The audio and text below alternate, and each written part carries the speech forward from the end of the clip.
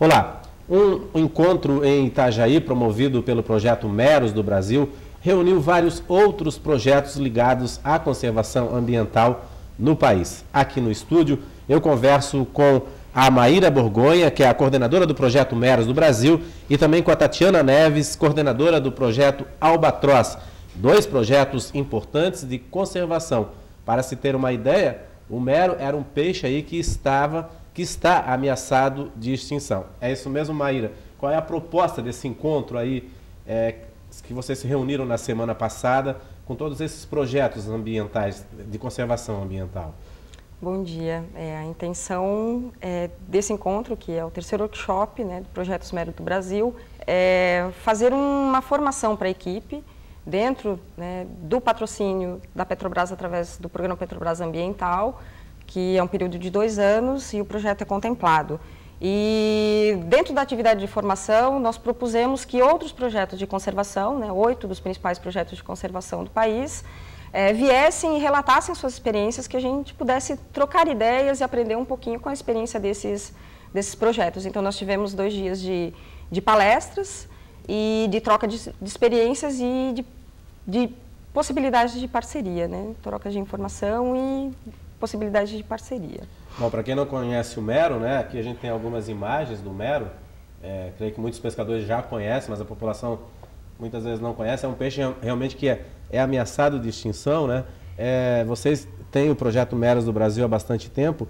De que forma isso preservou, esse projeto preservou a espécie, por exemplo? Sim, o projeto tem 10 anos, esse ano faz 10 anos, ele começou em 2002, mas antes disso já havia um trabalho do grupo aqui do CTT-MAR, né? O trabalho começou aqui na Universidade do Vale do Itajaí, através do professor Maurício Ostin, no CTT-MAR, com um grupo de pesquisadores, os alunos dele, que trabalhavam verificando uma série de informações sobre a biologia e ecologia das garopas. E aí, em algum momento, eles resolveram, das garopas, estudar e verificar como é que estava a situação, né, o status de conservação do mero. Foi onde deu início ao projeto. De lá para cá, muita coisa mudou. Ele não era proibido e não se sabia exatamente, tinha-se indícios, né, haviam trabalhos publicados no Nordeste, ao longo do Brasil, levantando informações dizendo que havia possibilidade desse peixe estar em extinção. E aí, em 2002, se estabeleceu uma portaria, que durou até 2007, proibindo a pesca e a comercialização e o consumo dessa espécie. Uhum. Em 2007, fomentado pelas pesquisas do projeto, que são ações de biologia pesqueira, de genética, de mergulho científico, foi prorrogada essa portaria até agora, 2012. E nesse workshop também, a ideia foi levantar informações para subsidiar os órgãos governamentais para verificar a possibilidade de uma nova renovação. Hoje é crime, né? Eu lembro de um episódio aí do professor Maurício Ostin, né, que ele, um cara foi numa emissora de televisão, mostrou a foto de uma garopa enorme que ele tinha pescado e mostrou como troféu. Na realidade, era um mero, foi feita toda uma denúncia ao IBAMA. Hoje, pescar o mero é crime no Brasil. Desde 2002, desde a primeira portaria, é crime capturar, comercializar e transportar meros. Né? A gente sabe que tem uma série de nomes e uma série de variações, né, desse nome, né? Mas a gente sabe que é mero. O mero é bastante conhecido, na verdade tem um histórico de ter sido muito apreciado para pesca subaquática. Mas hoje constitui um crime ambiental essas 3 atividades, né? O mero é uma espécie protegida. Existe um grupo de especialistas internacional da IUCN, que a gente chama, que é a União Internacional para a Conservação, que fez um levantamento do status, ou seja, como que estão essas populações, e desde 2008 ele é considerado criticamente ameaçado. Uhum. Então, as nossas iniciativas são nesse sentido, né, de levantar as informações científicas também, mas de trazer as pessoas que estão interessadas, tanto os pescadores subaquáticos, os pescadores. A gente tem um trabalho de conhecimento ecológico local, que a gente sabe, porque havia uma pesca tradicional voltada para o mero, de subsidiar as informações para a gente tentar entender como é que está a situação do mero hoje. Uhum. Bom, a Tatiana é coordenadora aí de um projeto que nasceu lá em Santos, né, Tatiana? Mas que tem esse Itajaí como um radar, assim, né? Que é o projeto Albatroz. Como é que está essa conscientização junto aos armadores de pesca e aos pescadores aqui da região de Itajaí sobre o projeto Albatroz? Bom dia. Bom, o Projeto Albatroz nasceu há 20 anos atrás em Santos, como você falou, de fato, e desde então ele começou a se expandir. A primeira cidade que ele se instalou depois de Santos foi Itajaí, por motivos óbvios, é um porto pesqueiro da maior importância no Brasil, principalmente para a pesca de espinhel pelágico, que é a pesca que traz os grandes peixes, como atuns, o espadate, a meca, né, como o pessoal conhece. E é uma pesca que coincide com a área de distribuição dos albatrozes. Então, os albatrozes perseguem as embarcações de pesca, porque tem cheiro de alimento, cheiro de peixe, afinal de contas, acabam então mergulhando e pegando as iscas dos anzóis, muitas vezes prejudicando a pescaria, mas também muitas vezes sendo capturados e sendo arrastados para o fundo do mar e morrendo afogados. Então é um problema de dupla face, é um problema ambiental, porque certamente captura espécies ameaçadas, tem espécies criticamente ameaçadas, dentre as diversas espécies de albatrozes que se matam, não é uma espécie só, né? Mas também é um problema econômico, porque atrapalha a pescaria, reduz o potencial pesqueiro das embarcações, é uma pesca de alto custo, né, porque são muitos dias em alto mar, enfim, né, 10 ou 15 homens a bordo trabalhando naquela produção. Então, o setor pesqueiro e o pescador, ele é nosso parceiro essencial para buscar a solução desse problema duplo. Né? Então, a nossa relação com os armadores de pesca, com o próprio Sindip, com os diversos mestres e tripulantes aqui da região é de suma importância. Nós desenvolvemos medidas para evitar essa captura, são medidas muito simples. Às vezes, o simples fato de se pescar durante a noite, não durante o dia, já reduz a captura. Mas também utilizar o Toryline, que é uma linha, né, um poste que a gente coloca atrás da embarcação, que arrasta uma linha colorida cheia de bandeirinhas e tal. Funciona como um espantalho marinho, né, afugentando aves marinhas. Que é fácil de fazer também. É extremamente fácil, é barato, foi desenvolvida para isso. Inclusive, foi desenvolvida fora do Brasil, mas os pescadores daqui, vendo o exemplo de países como a Austrália e Nova Zelândia, que já usavam esses equipamentos, e usando a sua criatividade brasileira, desenvolveram um modelo brasileiro do Toryline. O pescador que desenvolveu isso é o seu José Ventura, daqui de Itajaí, da empresa Kowalski, desenvolveu o que a gente chama de Toryline leve, que é um equipamento mais barato, usando, enfim, materiais disponíveis ali na empresa mesmo, né? E ele desenvolveu esse equipamento que veio sendo aprimorado por diversos outros mestres aqui da região. E hoje é uma das medidas prioritárias do Acordo Internacional de Albatrozes e Petréis. Tão efetivo foi o Toryline desenvolvido pelos pescadores brasileiros. É um tremendo orgulho a gente ter essa colaboração e poder trabalhar junto com eles, né? E da mesma forma que o Meros vem contribuindo para a elaboração de políticas públicas, para a elaboração de normativas que visam a conservação dessas espécies ameaçadas, também no Brasil houve, no ano passado, a publicação de uma portaria obrigando todos os barcos que pescam com espinhal pelágico a utilizarem o Toryline e o peso mais próximo do anzol, para fazer o anzol afundar mais rapidamente e assim ficar menos tempo disponível para as aves marinhas próximas da superfície, né? Isso é lei desde abril de 2011, né? E hoje vem sendo implementado em diversas embarcações, e o Projeto Albatroz é parceiro, mais uma vez, em ajudar a frota de espinhel, então, a se adaptar para estar cumprindo as normativas do governo. Em 2008 a gente até fez uma matéria com vocês, né? Na empresa Kowalski, né? E via que os pescadores estavam bem integrados à preservação do albatroz, né? Que, como você falou, atrapalha a pesca realmente, né? Atrapalha a pesca, e eles também não querem matar, né? Para quem vai matar um animal sublime, como é uma ave que chega a ter 3,5 metros de envergadura, né?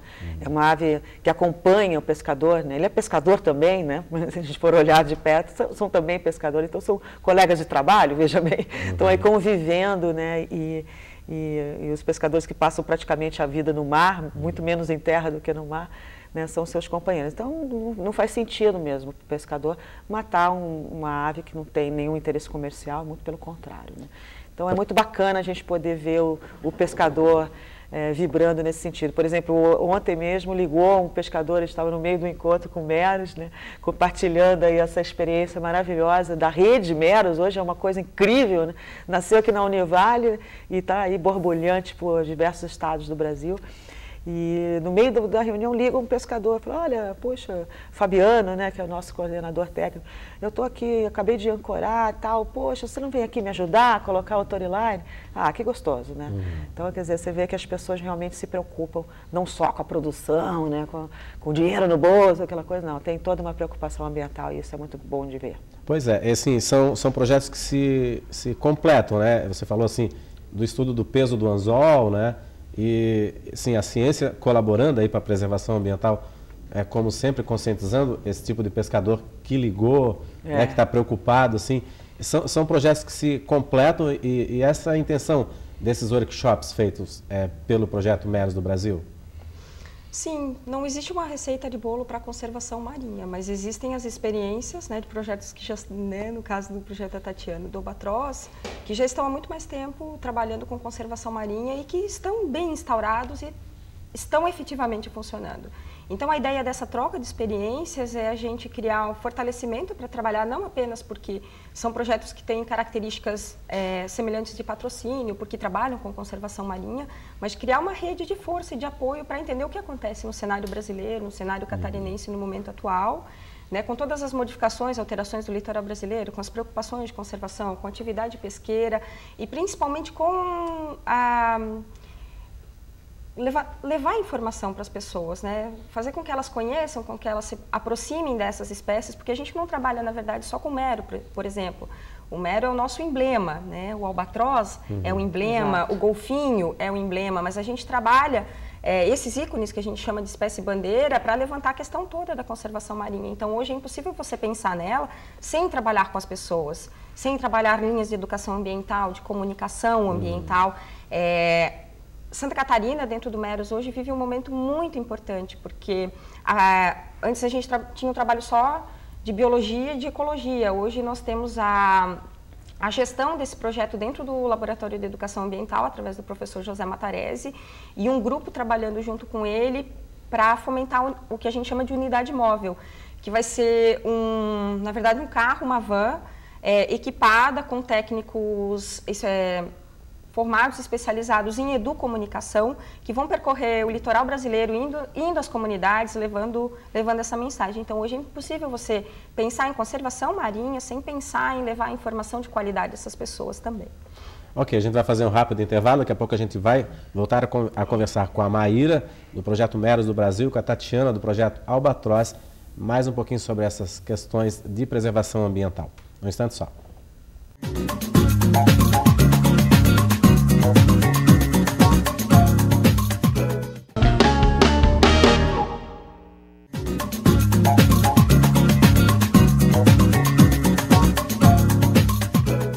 Oi, o Painel Univale está de volta. Hoje o nosso assunto é projetos de conservação ambiental. Eu converso aqui no estúdio com a Maíra, que é a coordenadora do Projeto Meros do Brasil, e com a Tatiana, que é a coordenadora do Projeto Albatroz, dois importantes projetos aqui de conservação no Brasil. Elas recém vieram do workshop que foi organizado aqui em Itajaí pelo Projeto Meros do Brasil, para discutir aí toda essa questão desses projetos, a unificação desse projeto, como trabalhar em conjunto, né, Maíra? Essa que foi o propósito. Mas a gente estava conversando no intervalo sobre como envolver as comunidades no entorno desses projetos. Por exemplo, a Tatiana tem um trabalho bastante forte com os pescadores e conscientização, né? Mas no caso, com pescadores, por exemplo, do Meros do Brasil, dos antigos pescadores. A gente tem um exemplo bastante forte lá em São Francisco do Sul, de um senhor que pescava o mero e hoje ele é um dos grandes admiradores do projeto, né? Como se trabalhar isso? É dar algo em troca? É fazer um projeto educacional mesmo? A maior troca que a gente pode oferecer é a informação. O Projeto Meros do Brasil tem uma linha de pesquisa bastante estabelecida já, que nós chamamos de conhecimento ecológico local, que nada mais é do que o entendimento do conhecimento do pescador, que tem a lida diária, que sabe das marés, sabe da ocorrência, dos períodos do ano, sabe se a água está quente, se está fria, a valorização de todo esse conhecimento em prol do conhecimento científico.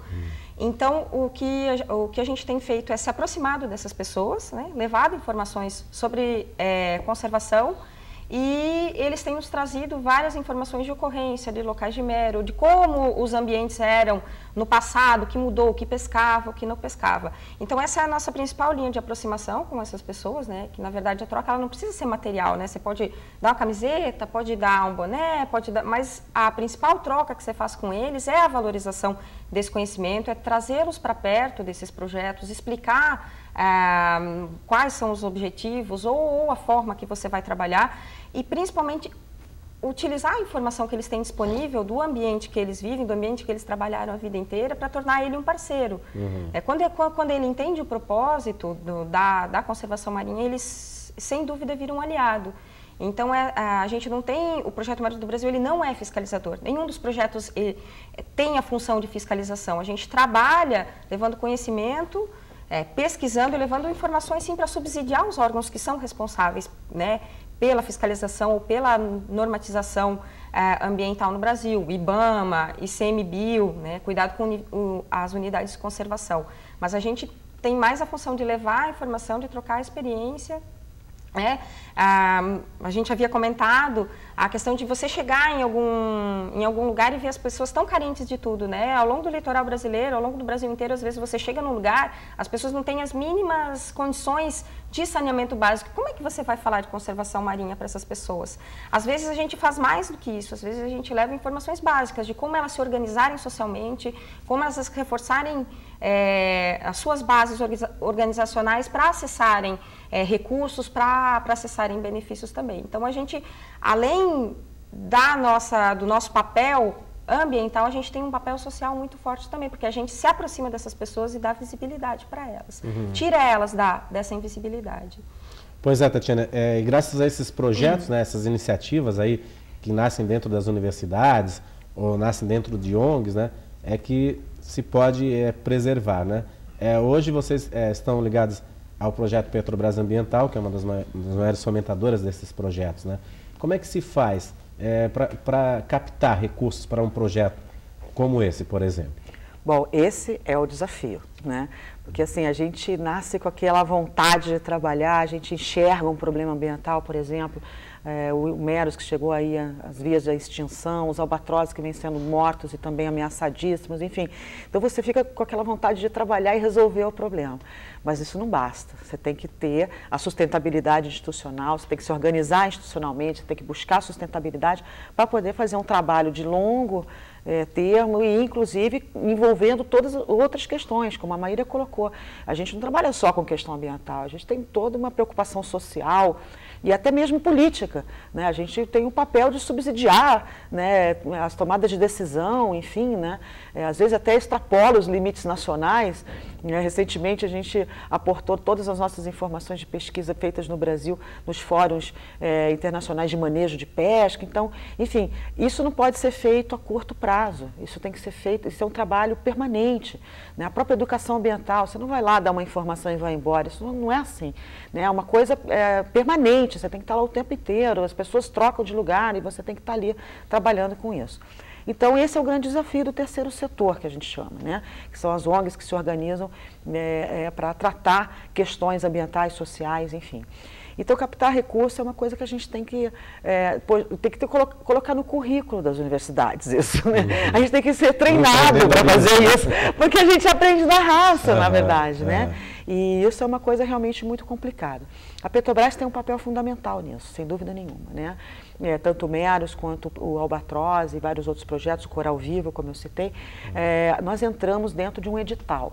Né? A Petrobras Ambiental é um programa mantido pela Petrobras Corporativa, ou seja, ela tem sua sede lá no Rio de Janeiro, né, no prédio principal da Petrobras, lá na Avenida Chile, e eles abrem de tempos em tempos o edital para a seleção de projetos. Evidentemente, é um edital extremamente concorrido. No nosso edital, a gente teve centenas de ONGs aí concorrendo, e nós tivemos, dentre as 36 organizações selecionadas, em 2006. Então, o Meros começou junto com o Albatroz nessa trajetória aí, conjunta, né? E uma das pessoas, inclusive, que estava no workshop era a nossa gestora, né, a pessoa responsável pelos nossos projetos dentro da Petrobras lá no Rio, e ela já, de primeira mão, e eu coloco aqui no seu programa, vai abrir, já informou que vai abrir um edital agora, este ano ainda, previsto para o segundo semestre. Então, assim, as organizações têm que, de fato, se preparar para escrever esses projetos. É um projeto que tem diversas etapas de seleção, passa por uma seleção técnica, depois passa por uma seleção que visa analisar a capacidade da organização enfim, né, administrar o recurso e atingir seus objetivos, né? Enfim, então tem que fazer um projeto bem escritinho, é bom dar uma estudada. Começa a dar vontade, mas depois tem que arregaçar as mãos, exatamente, né? Tem corre toda uma atrás. questão, você tem que criar uma instituição, né? Criar uma instituição não é exatamente, olha, você fala, poxa, mas eu queria salvar o Albatroz, eu não quero escrever estatuto, eu não quero fazer assembleia, poxa, mas isso faz parte, né? Então a gente de fato tem que ter uma preocupação, a gente tem que ter inclusive a preocupação de manter essas organizações, enfim, na risca, né? Você não pode ter absolutamente nada errado, tem que estar com todas as suas certidões prontas, enfim, demonstrar para o público o tempo inteiro de que você é uma organização idônea e que os seus patrocinadores podem confiar em você. Né? Então isso é uma coisa que a gente preza como a essência praticamente do nosso trabalho. Como que vocês vão levar esses projetos, Meros do Brasil, Projeto Albatroz, para Rio+20? Opa! Como atingir os governantes? Eu acho que eu vou deixar a Maíra responder isso, porque isso foi um dos temas discutidos ontem, né? O Meros está à frente aí de um movimento importante da conservação marina Rio+20.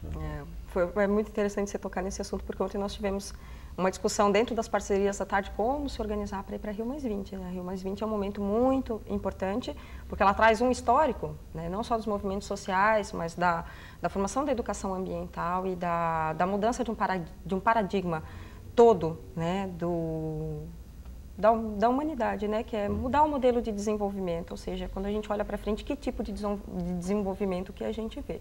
Então, nós temos o grupo que trabalha com governança institucional dentro do Projeto Meros do Brasil, que é coordenado pelo Leopoldo Gerhardinger, que também é oceanógrafo formado aqui pela Universidade do Vale do Itajaí, que é uma das pessoas que, junto com o Laboratório de Educação Ambiental, está envolvida, está à frente de vários movimentos, entre eles o Observatório do Mar, que vai acontecer lá, vão ser encaminhadas de forma organizada denúncias, e são várias instituições trabalhando juntas, se organizando através de Facebook, juntando força. Aqui na universidade foi criada a Cúpula Peixeira, então eles estão tendo reuniões constantemente para levar informações para lá, para chegar de forma organizada.